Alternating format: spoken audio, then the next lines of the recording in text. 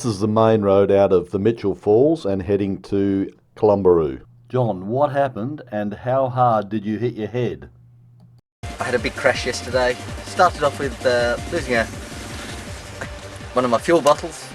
Went back, got it, dropped it again, stopped, retired the bike and found out I'd lost the my water bottle. So I decided to go back up the track in the opposite direction to the rest of the group and missed them. You'd all stopped at a station and I trying to catch up with you. Trying to catch up with you and went straight into a large washout. About 6 foot deep and about 10 foot wide. yes, a very large one. And I think I've broken a couple of ribs at the back and stuffed my finger or can't bend my hand. And yes, I'm rather sore. And then you had another crash after that. I did Have another crash after that. Still trying to catch up with everyone, but yeah, just another riverbed, which was rather soft in the bottom, and I just ploughed straight into it and broke your finger, was it? Yeah.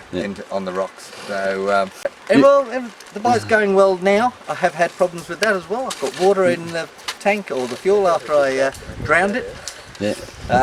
We'll try and slow down this morning. I lost the thumb. Oh no. That's the worst. Yep. Worst I've got. Martin, I've still got that. still flat tyres are a bit of a problem for you? Yeah, 2 flat tyres in one day is enough for me. So down to my last broken tube, so hopefully I'll take it a lot more easy on those rocks. Try and avoid the rocks today. That's been the advice. Good luck. Sharp one. And Mike, looks like you've got a bad knee, have you? Yeah, a bit of a sore knee. It's I brought it with me. It's nothing I've gained here, but I've just added to it a bit. Oh, lovely. The mattress on the first night had a hole in it.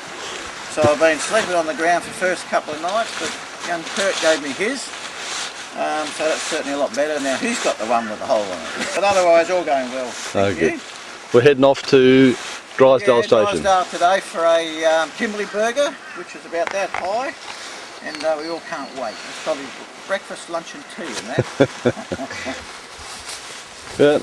How did you sleep with the no mattress at all? Actually pretty good, probably the best sleep I've had yet. Oh, brilliant. Clint, still smiling? Yeah, all good. All good? All good. No problems. Here he is, the fisherman. All going well? No worries? Yeah, all good. No good. Ready to ride.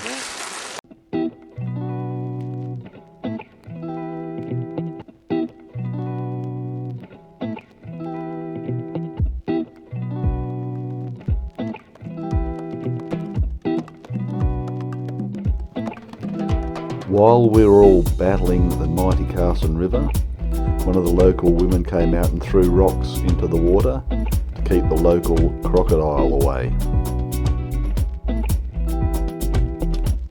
Kim and Joel worked on a couple of flat tyres before crossing the river, and then we headed into Kalumbarru.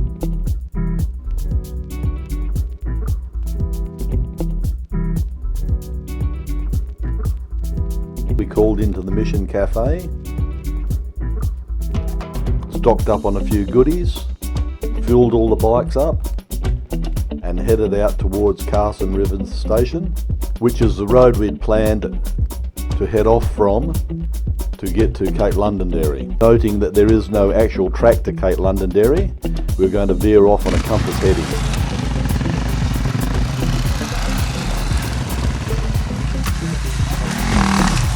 on the Carson track, heading for Cape Lonndonderry. We're about 50 k's into it. Yeah, probably about 40k from Kalumbarru. I fell off back there on the corner, bike pretty much upside down. I went crossed up in a rut. Yeah. But yeah. Who are you trying to pass? Nothing to worry about, you're not far from anywhere. Yeah, that's right. Shops are just round the corner. Yeah, at least you don't need to worry, that's good.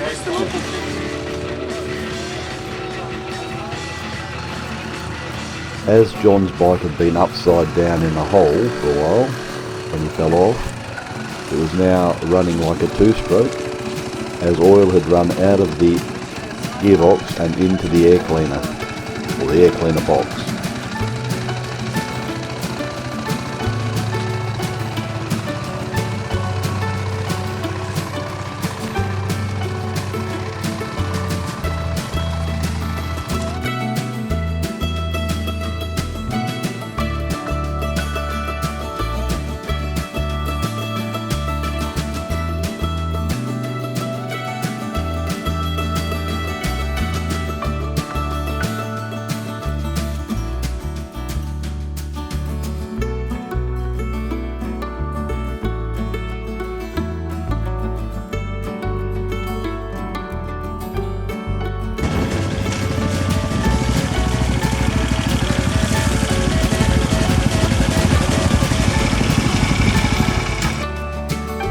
We passed through the ruins of the old Carson River Station and saw lots of equipment that was damaged due to the very high water levels during the wet season.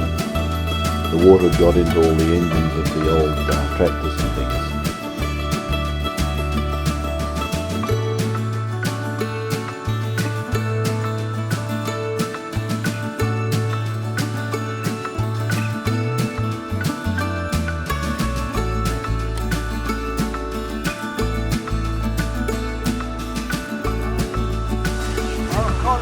Oh yes, it is the Drysdale. Well, we passed the Carson River, now we're onto the Drysdale River and just planning our track crossing.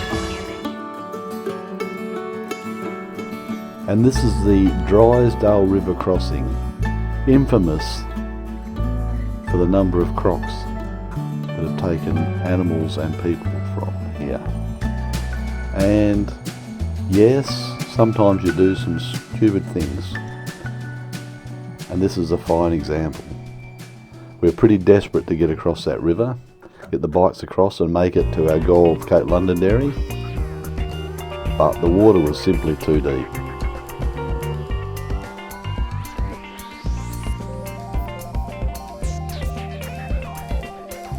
I think we were all in luck this day, and I was pretty happy that none of us got taken by the local croc. Martin continued to be plagued with flat tyres, and as a last resort, Ben and John swam the flag across the river. We were 60 kilometres short.